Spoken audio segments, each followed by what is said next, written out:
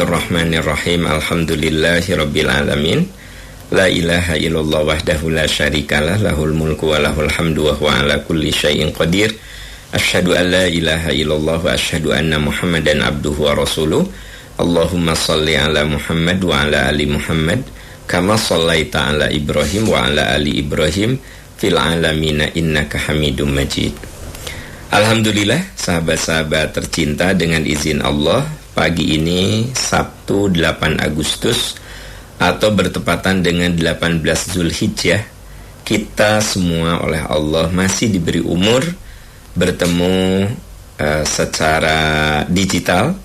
Walaupun jasad kita berjauhan, tapi kita dipersatukan dengan niat thalabul ilmi, dan tentu saja dengan teknologi yang ada. Bisa lewat radio di 103,1 FM, bisa lewat radio streaming di percikaniman.org, bisa di Instagram @aam_amiruddin, bisa di YouTube, bisa di fanpage ya.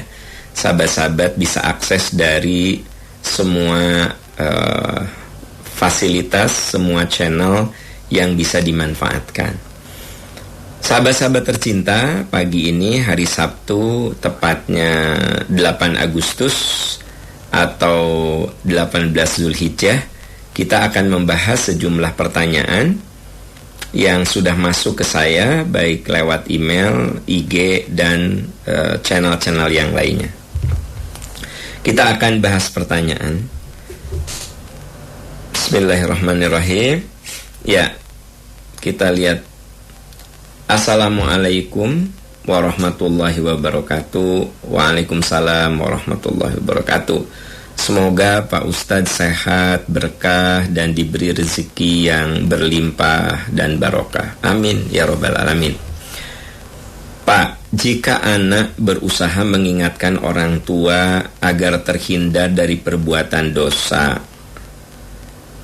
misalnya dia suka berkata kasar, suka ngasih makanan yang sudah jelek, ke anak suka mengata-ngatain yang nyakitin hati, tapi beliau kalau diingatkan itu menganggap wajar, dan beliau tidak ingat apa yang dikatakannya. Apakah dosa jika akhirnya anak diam saja dan hanya mendoakan mereka agar terhindar dari perbuatan dosa? Ya, sahabat-sahabat sekalian, ya, kita sebagai anak harus mengekspresikan cinta kepada orang tua dengan segala cara. Salah satunya adalah mengingatkan kalau beliau itu keliru. Tetapi cara mengingatkannya, wa kullahuma qaulan karima. Kamu harus bicara dengan tetap menjaga kemuliaannya. Itu yang paling pokok. Nada Anda jangan tinggi, nada Anda jangan seperti merendahkan, nada Anda jangan seperti melecehkan, jangan. Anda bicara baik-baik saja. Tapi kalau orang tua tidak pernah bisa diberitahu, ya kan gitu, akhirnya Anda diam dan Anda lebih banyak mendoakan, ya itulah bagian dari wasahibhuma fid dunya ma'rufa. Kalau menurut surat Luqman, sekiranya orang tua kita salah, kita tidak boleh taat, tapi wasahibhuma fid dunya ma'rufa. Perlakukanlah orang tuamu dengan santun. Jadi apa yang Anda lakukan, menurut hemat saya itu merupakan bagian dari kesantunan. Anda doakan, dan doakan. Semoga beliau selalu dilindungi Allah, dibimbing oleh Allah, dijauhkan dari perilaku-perilaku yang zalim, dan semoga cara berucapnya itu dengan benar. Nah, makanya kita sebagai orang tua kudu belajar bagaimana cara berucap kepada anak, bagaimana berbicara kepada anak. Ya oke lah Anda menjadi korban orang tua yang bicaranya tidak bagus, tidak benar, tidak mendidik. Nah, Anda sebagai orang tua nanti jangan sampai melakukan hal yang sama kepada anak. Nah, untuk hal ini Anda perlu belajar. Itu sebabnya insya Allah nanti malam, saudara-saudaraku tercinta, sahabat-sahabat tercinta, nanti malam hari ini jam 19.30 ada materi Al-Hikmah Online Series. Aku ingin bicara padamu. Ya, aku ingin bicara padamu. Ini membahas tentang bagaimana cara yang benar kita berkomunikasi dengan anak, berkomunikasi dengan orang tua, berkomunikasi dengan pasangan hidup. Jadi kita lebih pembatasan pada berkomunikasi dalam lingkup yang terkecil, yaitu keluarga. Anak itu seperti bongkahan es. Omongan kita adalah pahat yang membentuk bongkahan es itu. Kalau Anda datang ke undangan, seringkali melihat ada bongkahan es berubah menjadi bunga yang indah, bentuk bunga yang indah, ya. Ada seperti burung merpati yang indah. Kan tadinya sebuah bongkahan es, dipahat oleh yang ahlinya. Tahukah omongan kita akan memahat kepribadian anak-anak kita? Makanya terutama untuk adik-adik saya yang masih punya anak yang kecil, remaja, ya, ikut materi ini menurut saya sangat penting supaya kita tidak melakukan kesalahan yang sama. Kalau kita mohon maaf, korban dari orang tua yang salah saat berbicara, maka jangan sampai anak kita menjadi korban berikutnya oleh kita. Jadi jangan ada istilah mama juga dulu, ya, diomongin sama kakek dan nenek seperti ini. Nggak boleh. Jadi udah tahu orang tua kita ngomongnya salah, kok kita terapkan untuk anak kita? Biarlah kita jadi korban dan kita putus mata rantai itu dengan kita memperlakukan anak kita melalui kalimat-kalimat yang indah, ya. Nah, Anda tentu perlu belajar. Saya ingat ketika anak-anak saya masih kecil, nggak ada gitu kajian-kajian seperti ini. Kita kudu learning by doing gitu loh. Kalau sekarang adik-adik sekalian tuh enak ya, materi seperti ini Anda bisa ikuti. Aku ingin bicara padamu, Anda ikuti gitu. Mungkin ada pengalaman-pengalaman yang menjadi ilmu. Karena yang namanya ilmu itu yang mahal justru dari pengalaman.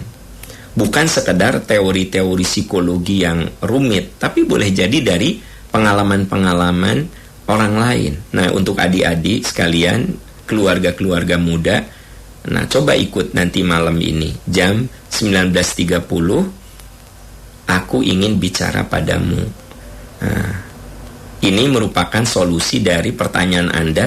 Kenapa ya orang tua itu kalau ngomong, orang tua saya suka ngata-ngatain, terus dia merasa nggak pernah ngomong. Ya udah aku diam aja dan mendoakan. Ya, Anda sudah benar, doakanlah, ya.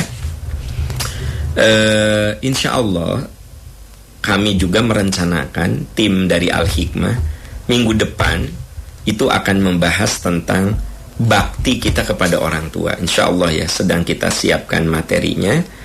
Mudah-mudahan jadi minggu depan kita akan bahas tentang bagaimana cara bakti kita kepada orang tua yang masih hidup ataupun yang sudah wafat, dan terutama bagaimana kalau menghadapi orang tua yang ideal kan enak, orang tua yang demokratis, suka mengajak diskusi kepada anaknya. Nah, ini juga akan membahas bagaimana jadi orang tua yang ideal. Jadi minggu depan akan kita bahas di Al-Hikmah itu bagaimana cara menjadi orang tua yang ideal dan bagaimana kita sebagai anak menghadapi orang tua yang tidak ideal, ya kan? Nah, itu nanti akan saya informasikan hari Senin lah ya. Saya akan informasikan. Nah, yang penting sahabat-sahabat ikut dulu materi Al-Hikmah Aku Ingin Bicara Padamu malam ini untuk juga menjawab pertanyaan Anda sebenarnya. Kenapa? Tema-tema di Al-Hikmah itu juga terinspirasi dari banyaknya pertanyaan. Berarti yang banyak ditanyakan itu sesuatu yang banyak dibutuhkan begitu, ya. Jadi terima kasih teman-teman, silahkan bertanya, nanti kita akan identifikasi, oh ini pertanyaan yang paling banyak ditanyakan, disampaikan pada saya. Makanya kita bikin Al-Hikmah online, materi tematik, itu sebenarnya menjawab pertanyaan begitu banyak orang yang bertanya. Berarti itu kan menjadi kebutuhan banyak orang, ya. Nah, ya itu jawaban saya. Kita beralih ke pertanyaan berikutnya. Assalamualaikum Ustadz. Waalaikumsalam. Ustadz, saya suka sekali dengar tausiah Ustadz pagi-pagi. Bahkan saya dengar lagi sebelum tidur. Saya ulang lagi di IGTV. Tapi kenapa udah 2 hari ini gak ada di IGTV? Mohon penjelasan. Gini Ibu. Jadi Ibu bisa lihatnya di YouTube ya. Coba Ibu lihat di Aam Amiruddin channel di YouTube. Jadi kalau Ibu ingin mengulangi lagi, karena memang yang namanya nasihat itu harus diulangi. Fadzakir inna fa'atidz dzikra, beri peringatan yang berulang. Fadzakir itu artinya keberulangan, ya. Inna fa'atidz dzikra, karena peringatan yang berulang-ulang itu bermanfaat. Nah, kalau Ibu merasa dan menikmati apa yang saya sampaikan ini merupakan nasihat yang baik, Ibu pagi-pagi ikutin saya. Nah, malam teh sebelum tidur pengen mengulang lagi. Kok nggak ada di IGTV-nya? Nah, Ibu coba lihat di YouTube, di channel YouTube Aam Amiruddin Official Channel, ya. Nah, coba Ibu lihat di situ, karena semua materi di bedah masalah itu terekam di channel YouTube. Ibu lihat aja tanggalnya nanti. Setiap tanggal itu ada. Ya, jadi kalau di IGTV tidak ada, Ibu lihat di channel YouTube atau di fanspage saya di Aam Amiruddin. Pokoknya kalau nggak ada di IG rekaman ulangnya, ya Ibu lihat di channel yang lain, terutama di YouTube. Ya, itu caranya Bu ya. Terima kasih. Ya, kita beralih ke pertanyaan berikutnya. Assalamualaikum Pak Aam. Waalaikumsalam warahmatullahi wabarakatuh. Ustadz, sholat duha itu 2 rakaat salam atau boleh langsung 4 rakaat salam? Ada yang menyebutkan bahwa 4 rakaat sholat duha itu akan dicukupkan rezekinya. Sholat duha itu termasuk sholat yang relatif jumlah rakaatnya tidak harus baku 2. Jadi Ibu boleh 2 salam, ya. Maksimal sampai 12. Kalau waktunya leluasa, 2 salam sampai 12 rakaat.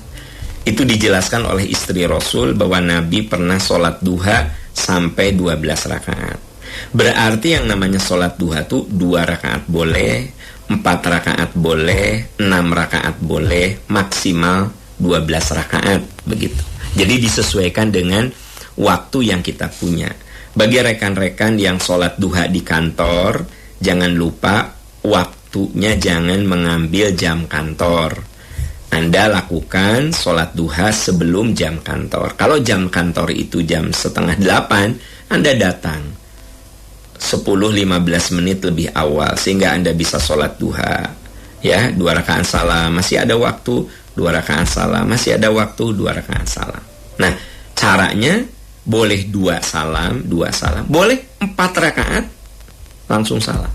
Jadi mirip seperti tarawih, ya. Setiap rakaatnya pakai surat.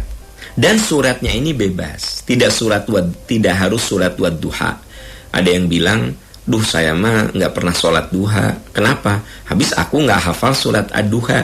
Jadi sebenarnya sholat duha itu tidak harus membaca surat wadduha.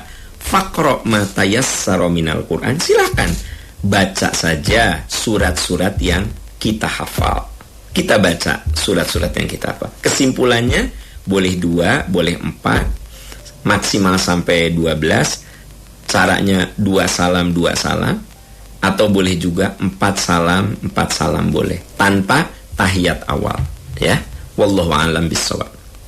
Ya, kita beralih ke pertanyaan berikut. Assalamualaikum Pak Aam. Waalaikumsalam warahmatullah. Bolehkah sholat witir itu 1 rakaat, kan dia itu ganjil.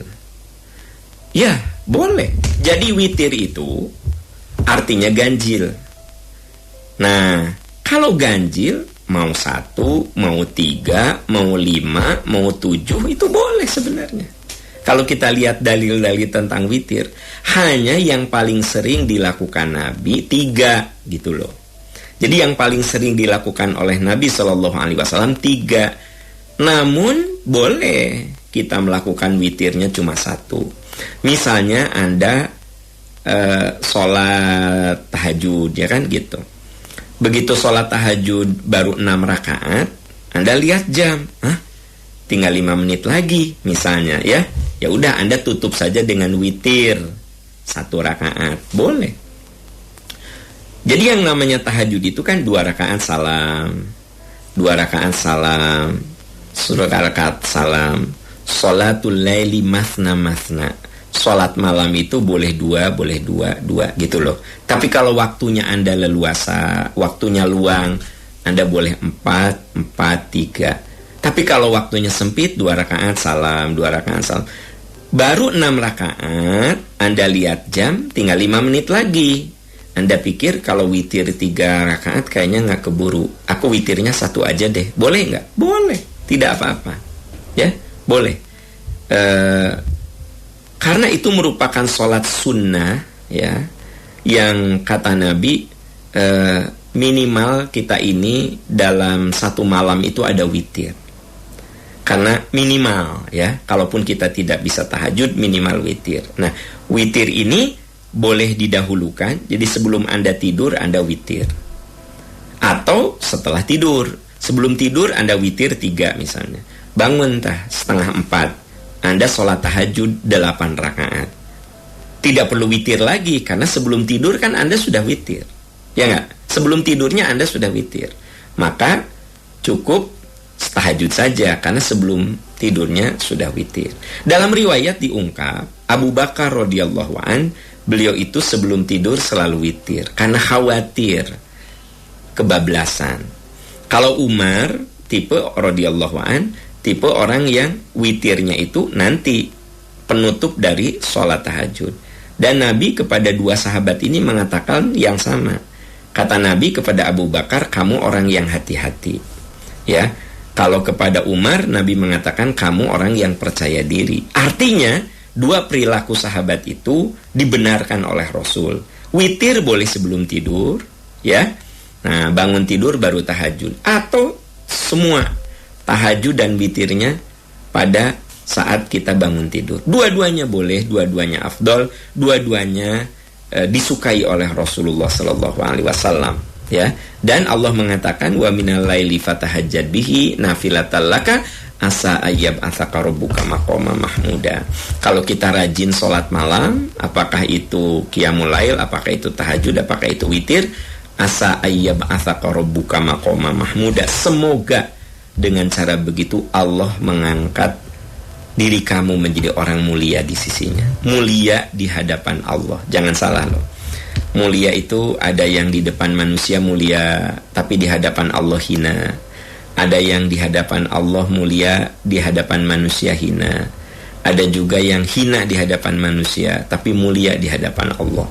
Nomor 1 yang harus kita harus prioritaskan, mulia di hadapan Allah. Itu nomor 1. Bahwa nanti kita dimuliakan orang, alhamdulillah. Tapi yang paling nomor 1, kita ingin dimuliakan oleh Allah Subhanahu wa ta'ala. Dan jangan sampai kita menjadi orang yang dimuliakan manusia, tapi dihinakan oleh Allah. Yang lebih parah lagi, dihinakan manusia, dihinakan Allah. Jadi jangan sampai kita menjadi orang yang dihinakan Allah, dihinakan manusia. Atau dimuliakan manusia, tapi dihinakan Allah. Jangan sampai. Lebih baik kita menjadi orang yang dimuliakan Allah, dimuliakan manusia. Atau boleh jadi orang tidak memuliakan kita. Yang penting orang tidak memuliakan kita. Yang penting Allah memuliakan kita. Nah, salah satu untuk mendapatkan kemuliaan itu apa? Asa ayyab asaka rabbuka maqama mahmuda. Semoga Allah memberikan kedudukan yang mulia kepada kamu dengan sholat malam itu. Ya, gitu. Ya. Kita beralih ke pertanyaan berikutnya. Assalamualaikum Ustadz. Waalaikumsalam warahmatullahi wabarakatuh. Ustadz, kemarin waktu Idul Adha suami diajak berkurban, tapi yang beli sapinya kakak suami. Suami cukup disebut namanya pas ijab qabul. Yang mau saya tanyakan, apakah suami saya dapat pahalanya atau buat kakaknya? Ya, kalau suami Anda yang berkurban ya tentu saja pahala berkurbannya untuk suami Anda, dan tentu saja seluruh keluarga dapat pahala. Kalau itu mah teknis ya Bu ya. Jadi gini, misalnya saya titip kepada lembaga, di situ saya cuma ijab qabul, bahkan ijab qabulnya cuma transfer. Sebenarnya transfer itu merupakan ijab qabul, karena lembaga itu kan ada yang menyiapkan rekening kurban. Misalnya saya kirim ke rekening kurban, nawaitu saya berkurban. Nah, saya tidak menyaksikan kurbannya di mana, tidak apa-apa. Ya, layyana lallaha luhumuha wala juluduha. Ya, tidak akan sampai kepada Allah itu layana lallaha luhumuha. Tidak akan sampai kepada Allah itu daging dan fisik dari binatang itu. Walakiyana luhut taqwa. Tapi yang sampai kepada Allah itu takwanya. Jadi dengan demikian, sekiranya suami Anda tidak menyaksikan penyembelihan, bahkan suami Anda tidak lihat sapinya, ya, pokoknya udahlah titip ke kakak nih, aku titip ya, berapa? 3 juta aku transfer. Nah, pahalanya untuk kakak Anda, untuk Anda. Ya tentu saja untuk suami Anda yang berkurban. Kakak Anda dapat pahala tidak? Dia dapat pahala karena mengajak orang lain. Jangan salah loh, mengajak kepada kebaikan itu berpahala. Jadi kalau kita men-share acara pengajian, mengajak kegiatan-kegiatan yang maslahat, itu tuh orang yang ngajaknya berpahala. Saya dapat info tentang suatu kajian, saya share ke teman saya, teman-teman sekalian coba ikut materi ini, aku pernah ikut dan alhamdulillah bagus. Nah, misalnya Anda pernah ikut Al-Hikmah, ya, Al-Hikmah online. Teman-teman, nih ada info, saya pernah ikut, coba kamu ikut, bagus deh. Nah, Anda teh berpahala. Teman-teman, Percikan Iman lagi bikin masjid loh. Kalau kalian punya rezeki, ya ingin jadi jariah, coba ini nomor rekeningnya, kamu transfer aja ke Yayasan Percikan Iman. Percikan Iman lagi bikin masjid. Itu kan Anda berpahala. Dari segi apa? Man dalla ala khairin falahu mithlu ajrin fa'ili. Siapa yang mengajak orang, menunjukkan jalan kebaikan, dia akan mendapatkan pahala sebesar pahala yang dilakukan orang itu tanpa pahala orang itu dikurangi. Kenapa saya begitu bersemangat untuk ayo teman-teman, yuk berwakaf. Kan itu bukan masjid, bukan punya saya, ya nggak? Masjid bukan punya anak-anak saya, bukan. Masjid yang akan jadi milik umat. Tapi kenapa saya begitu gencar, ya kan gitu? Karena saya satu, ingin gitu, saya juga mendapatkan kebaikan. Karena saya tahu umur saya terbatas. Saya sadar umur saya terbatas. Paling tidak saya ingin membuat jariah, jalan kebaikan, apapun yang bisa saya lakukan. Nah, teman-teman, yuk bareng-bareng dengan saya gitu loh. Jadi kalau Anda misalnya ada informasi tentang taklim, share, ya. Anda dapat pahala dari orang-orang yang ikut taklim itu. Anda dapat info tentang wakaf, ajak. Anda dapat pahala dari orang-orang yang berbuat itu tanpa pahala mereka dikurangi. Jadi kita ini seringkali senang gitu menyebar informasi, hanya ingin dapat bonus itu, dapat bonus ini. Tapi bonus dari Allah kok, kenapa kita tidak merasa tertarik? Ya, kalau Anda ngajak mensubscribe YouTube saya, Anda dapat hadiah, giveaway, ya, sebuah handphone. Wah, Anda ngajak orang untuk subscribe 100 orang. Wah, berjuang gitu. Hadiahnya handphone harganya 1 juta atau harganya 2 juta. Ya nggak? Anda begitu bersemangat ngajak orang untuk subscribe seseorang karena dia ngasih giveaway, ya. Tapi kenapa Anda tidak gitu berjuang gitu kan, ngajak orang, ya, yang ngasih giveaway-nya itu Allah Subhanahu wa Ta'ala dan abadi. Kalau saya misalnya ingin supaya follower saya banyak, subscriber saya banyak, setiap acara saya bilang, ayo subscribe, nanti saya kasih buku, subscribe saya nanti kasih handphone. Anda bersemangat kan gitu. Kenapa ketika saya bilang man bana baitan lillah banallahu baitan fil jannah? Saudaraku, siapa yang ingin istana di surga, bangunlah masjid. Kalau Anda tidak bisa membangun masjid secara utuh, minimal bagian-bagiannya, minimal 1 sak semen, ya, minimal 1 keramik, kan itu bakal jadi saksi. Kenapa ketika saya ngajak begitu Anda juga tidak bersemangat gitu? Padahal yang ngasih giveaway-nya itu Allah Subhanahu wa Ta'ala. Sementara Anda dikasih giveaway sebuah buku, parfum atau apalah, sekarang kan lagi sering tuh banyak giveaway. Kok Anda begitu excited gitu ya? Tapi sementara ketika saya ajak yang ngasih bonusnya itu Allah Subhanahu wa Ta'ala, ya males-malesan gitu ngajak. Padahal kata Nabi, man dalla ala khairin falahu mithlu ajrin fa'ili. Siapa yang mengajak orang pada kebaikan, kamu akan dapat pahala sebesar pahala yang mengerjakannya, tanpa pahala orang itu dikurangi. Saya ngajak Anda berwakaf, saya dapat pahala, tapi pahala Anda tidak dikurangi gitu loh. Nah, kalau saya berjuang ngajak, teman-teman juga coba ajak yang lain, ya, ajak yang lain untuk sebuah kebaikan, ya, begitu. Ya, itu komentar saya dengan pertanyaan Anda, ya, dengan pertanyaan Anda. Nih tadinya ngajak kurban, ya juga kalau kurban kan terikat ya, cuma Idul Adha. Coba ajakan wakaf, ajakan taklim, itu kan tiap hari ada gitu loh. Saya sampaikan sama Anda, yuk kita mengharap giveaway dari Allah Subhanahu wa Ta'ala, hadiah abadi dari Allah Subhanahu. Kenapa kita tidak tertarik dengan hadiah yang Allah janjikan?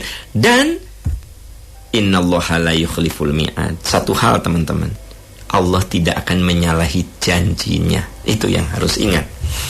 Kalau kita berbuat amal soleh dan itu jadi jariah, Allah katakan sampai kiamat jariah itu ngalir. Masa Anda ragu dengan janji Allah, ya gitu. Oke, kita lanjut. Assalamualaikum Ustaz, ya. Waalaikumsalam warahmatullahi wabarakatuh. Pak Am semoga selalu sehat, selalu dalam lindungan Allah. Amin ya rabbal alamin. Amin, amin. Mohon izin bertanya, saya pernah membaca di Google tentang surat Asy-Syu'ara ayat 130. A'udzubillahi minasyaitonirrajim.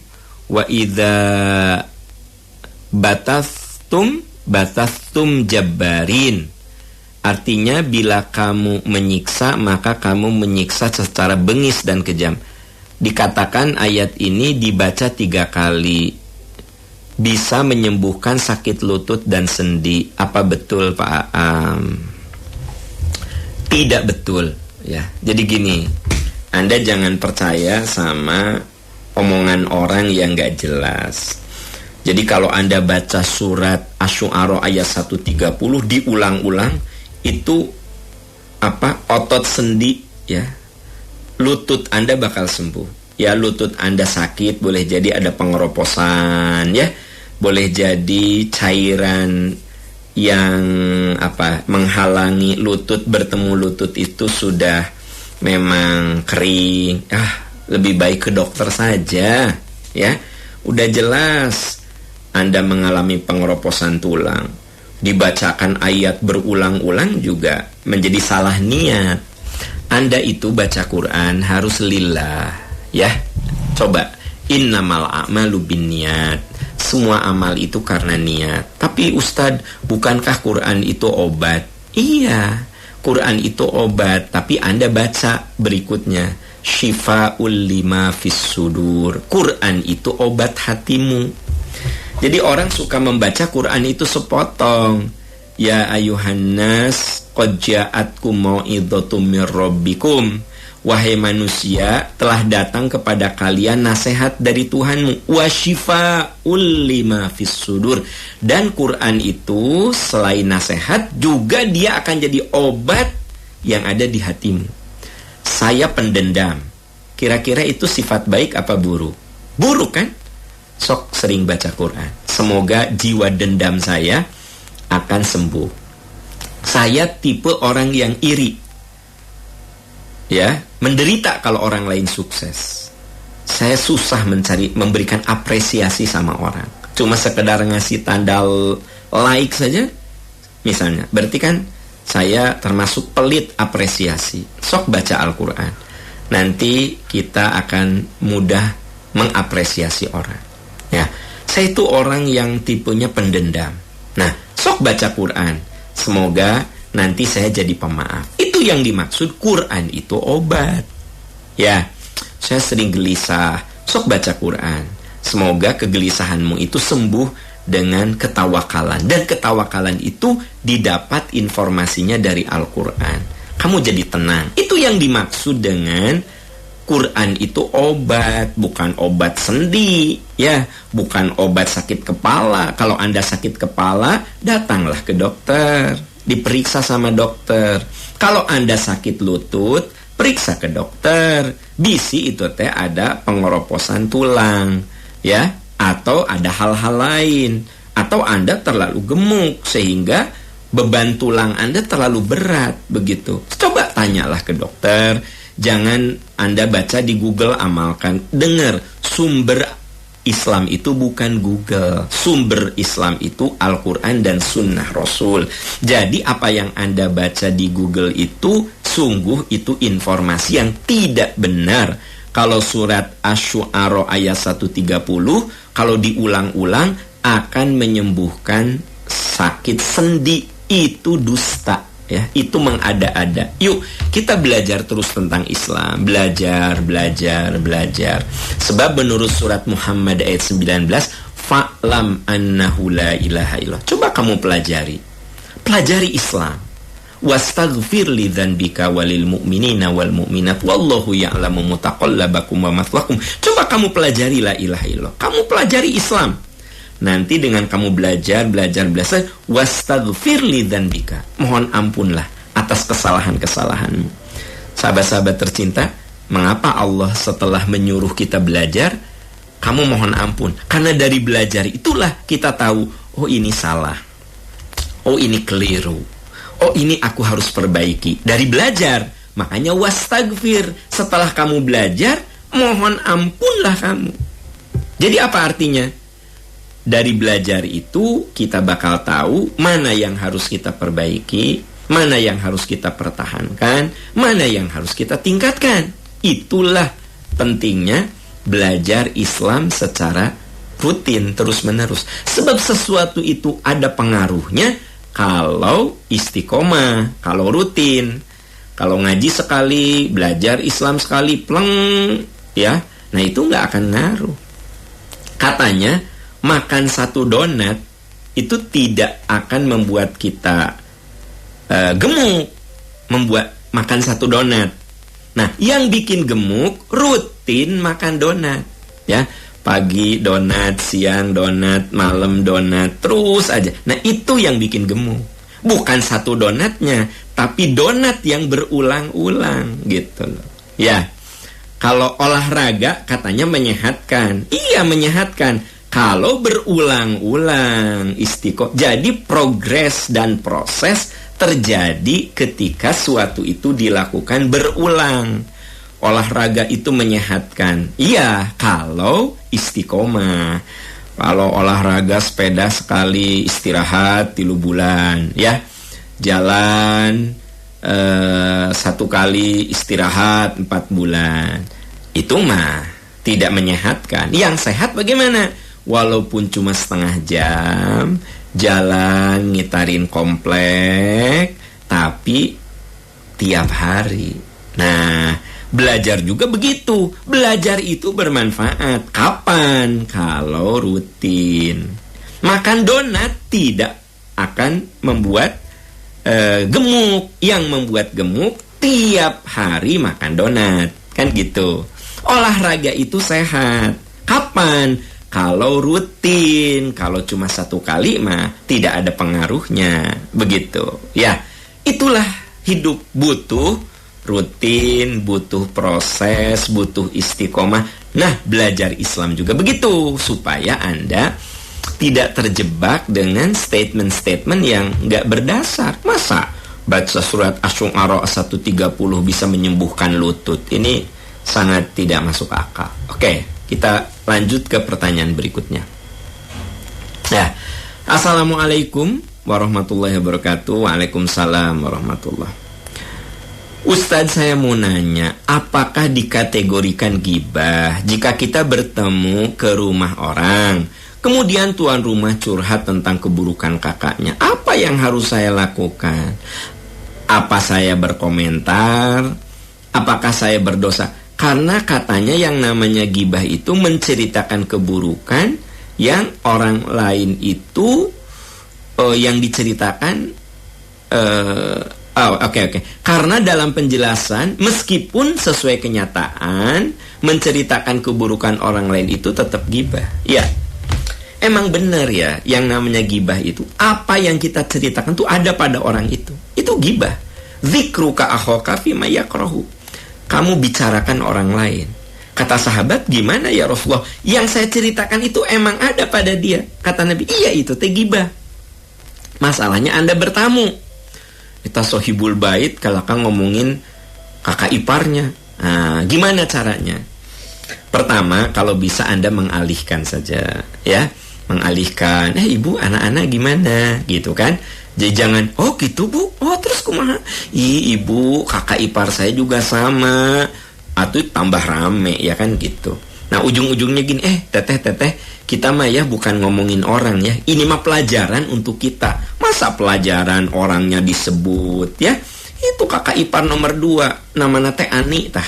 Ya, tah si Ani teh. Masa pelajaran disebut namanya? Boleh pelajaran kalau Anda menyamarkan. Ada orang yang gini. Makanya itu teh pelajaran untuk kita ya. Kalau suami lagi banyak duit itu rajin nabung gitu loh. Ada orang yang ketika suaminya banyak uang teh nggak bisa nabung, dia mah beli tas, beli itu, beli ini. Sekarang kan ekonomi lagi berat nih. Nah suaminya ini di PHK, dia akhirnya nggak punya apa-apa. Makanya kudu pelajaran teteh. Kalau suami lagi bagus, dapat rezeki, sok kita teh kudu rajin nabung. Bukan pelit, tapi rajin nabung. Yang memang tidak perlu kita beli, nggak usah beli, tabungkan saja. Kan suami kita nggak selamanya sehat, suami kita nggak selamanya bagus dalam usaha. Yuk nabung.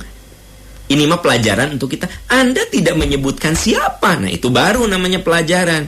Ini mah disebut namanya, bahkan tanggal lahirnya disebut. Pokoknya mah dia teh lebih tua dari saya 2 tahun ya. Saya kan lahir tahun 85. Nah kalau dia tuh tahun 83 ya. Itu kakak ipar aku nomor 2 yang nikah sama si ini. Masa ngambil pelajaran segitu detailnya? Nah jadi jangan sampai hilah syaitoniyah itu masuk. Hilah syaitoniyah itu tipuan setan. Ujungnya suka gini, kita mah bukan ngomongin ya, ini mah ngambil pelajaran. Yang tahu cuma kita aja berdua kok, nggak usah khawatir ya. Kamu jangan ngomong sama orang ya, kita aja berdua ini.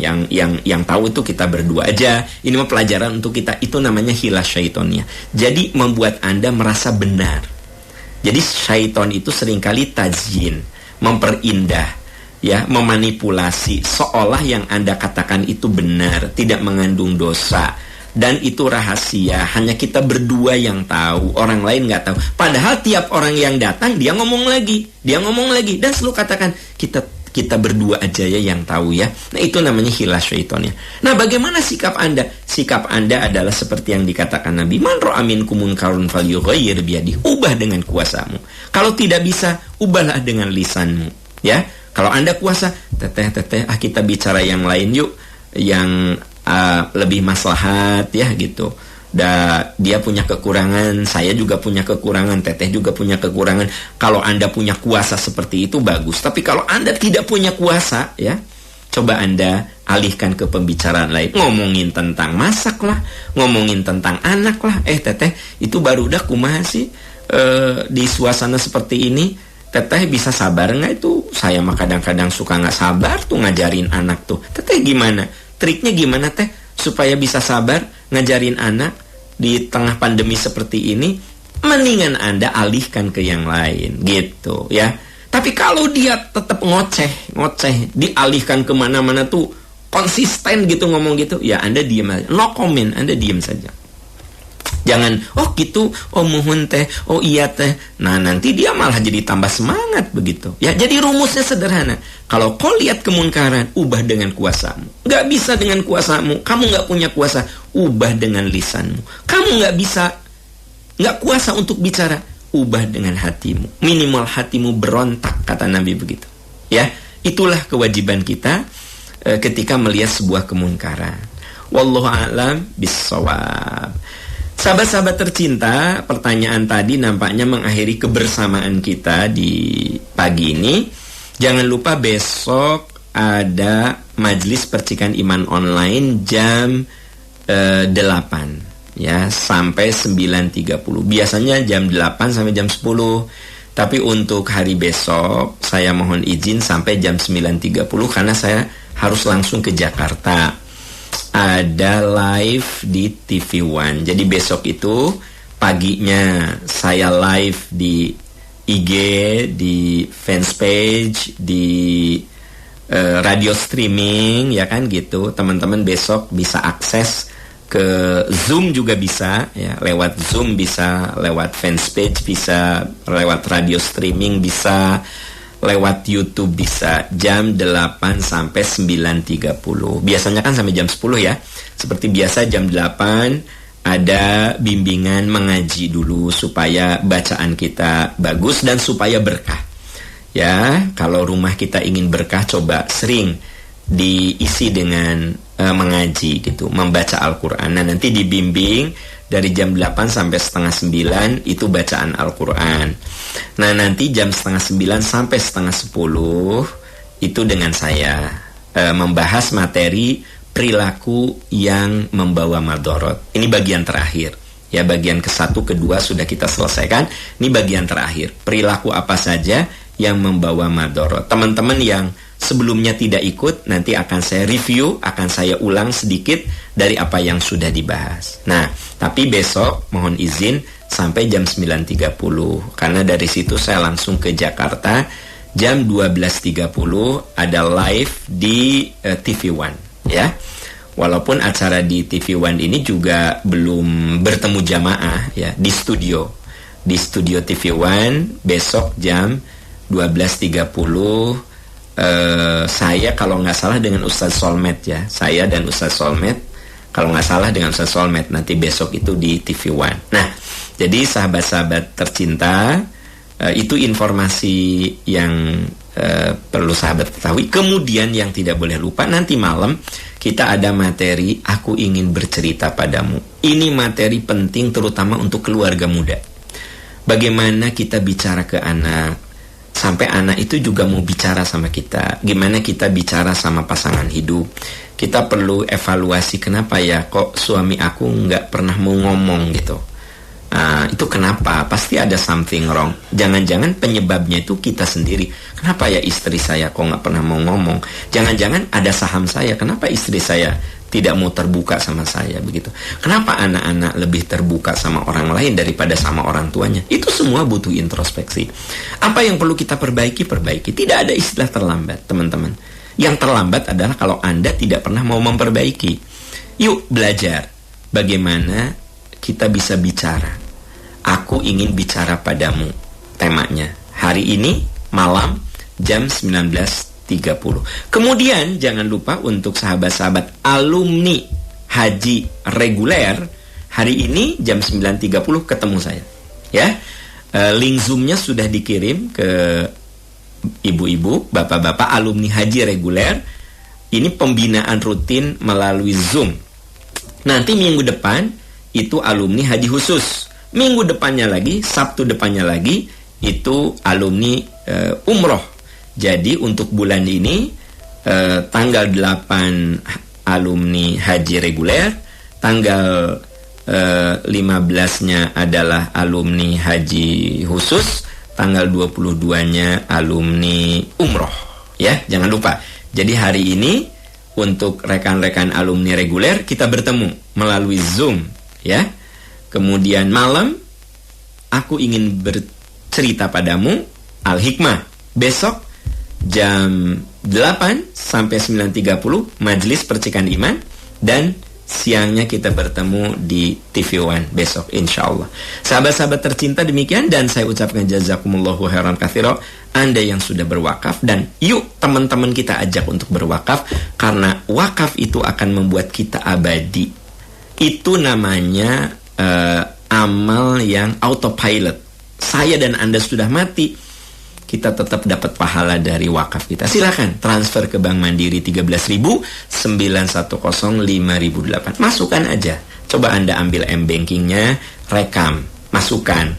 Kalau Anda sekarang sedang tidak ada uang, masukkan rekening wakaf Percikan Iman 13.910.5008 di Bank Mandiri atau Bank Syariah Mandiri 7.979.068. Nah, itu kalau niatnya wakaf. Tapi kalau non wakaf, mau sedekah, mau infak, ya, untuk memberkahkan keluarga kita ada program untuk dakwah digital, ada program untuk perpustakaan masjid, ada program untuk memberikan bantuan kepada para mujahid dakwah di daerah, ya, yang kehidupannya tentu kita perlu bantu begitu. Nah, Anda bisa transfer ke Bank Mandiri 13.054.54.1100. Ini nawaitunya sedekah atau infak, ya. 13.054.54.1100. Sahabat-sahabat tercinta, itu saja yang bisa saya sampaikan. Insya Allah, jangan lupa besok kita bertemu di MPI, ya. Alumni haji kita bertemu pagi ini 9.30. Untuk sahabat-sahabat lain, jangan lupa malam ini kita bertemu di Al-Hikmah series Aku Ingin Bercerita Padamu, ya. Sahabat-sahabat, informasi lebih detail Anda bisa lihat di Instagram saya atau di fanspage saya, ya, atau di YouTube. Ya, silahkan dicek. Untuk info seperti ini lebih detailnya di Instagram @am_amiruddin. Sahabat, demikian yang bisa saya sampaikan. Subhanaka Allahumma wa bihamdika asyhadu an la ilaha illa anta astaghfiruka wa atubu ilaik. Walhamdulillahirabbil alamin. Wassalamualaikum warahmatullahi wabarakatuh.